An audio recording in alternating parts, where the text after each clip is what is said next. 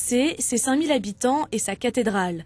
Nichée entre la forêt d'Écouvres et l'eau tranquille de l'Orne, la Demoiselle de Pierre a vu les siècles passer et fête cette année ses 700 ans. Un anniversaire qui coïncide avec le départ de son pasteur, Monseigneur Jean-Claude Boulanger, après 8 ans de ministère.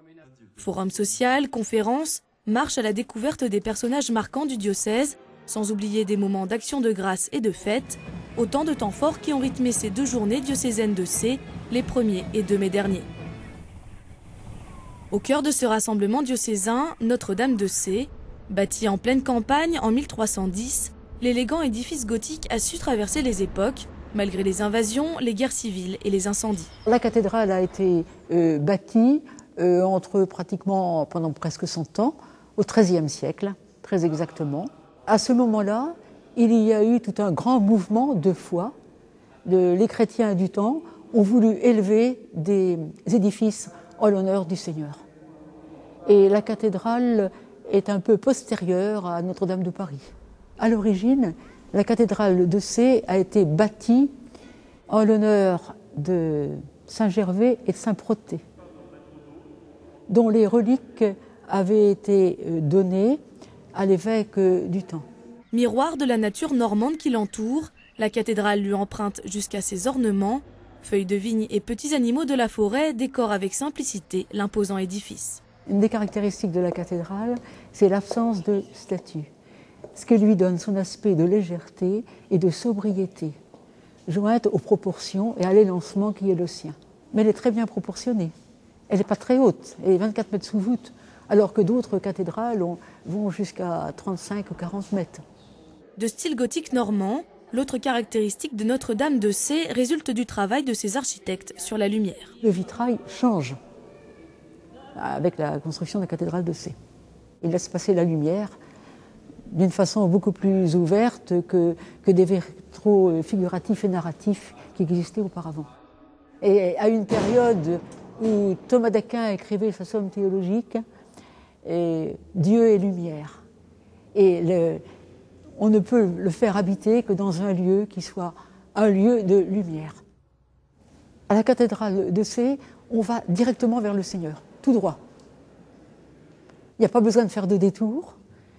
Sa légèreté et son envol nous permettent d'aller directement à lui. C'est à l'ombre de ce monument grandiose de simplicité que se sont réunis les paroissiens, à l'endroit même où ont festoyé les bâtisseurs 7 siècles plus tôt.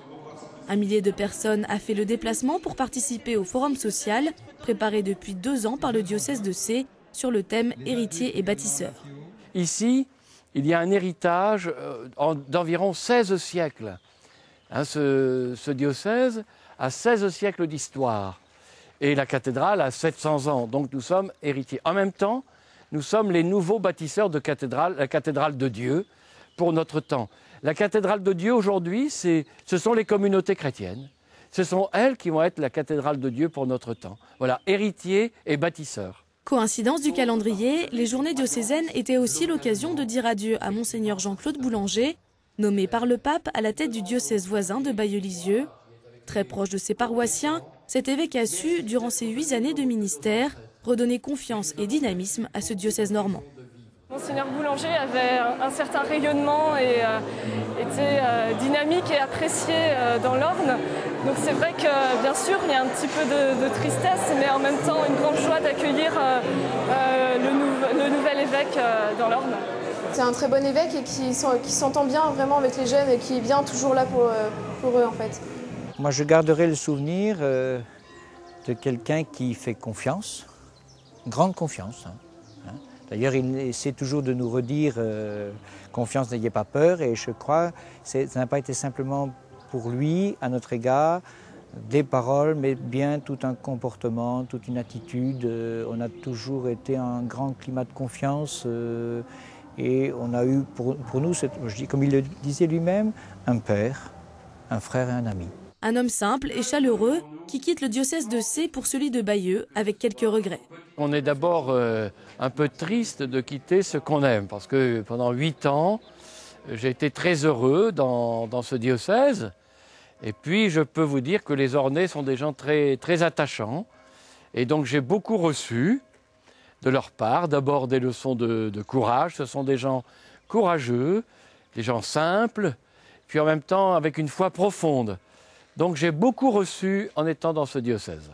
Après la réflexion, place à la détente pour les jeunes paroissiens. Au programme, un bal folk animé par les groupes locaux.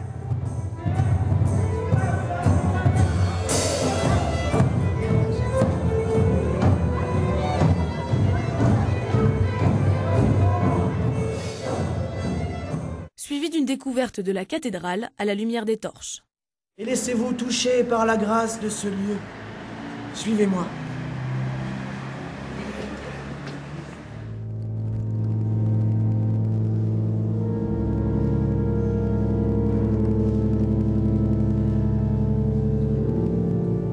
Ce monument si haut est fait pour que nous levions la tête vers l'Éternel.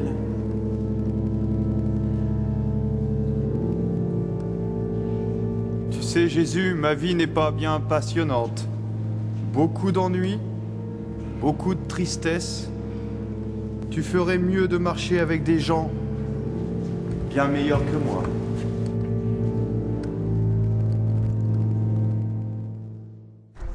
« 9h le lendemain matin.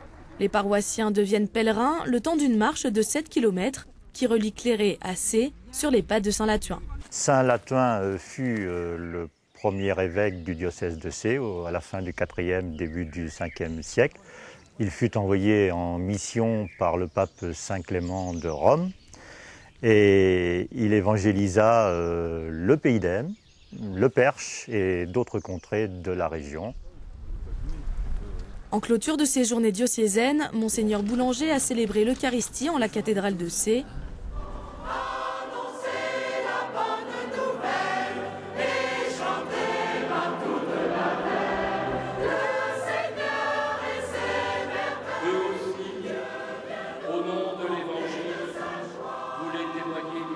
Avant de faire ses adieux aux paroissiens réunis à l'extérieur de la cathédrale.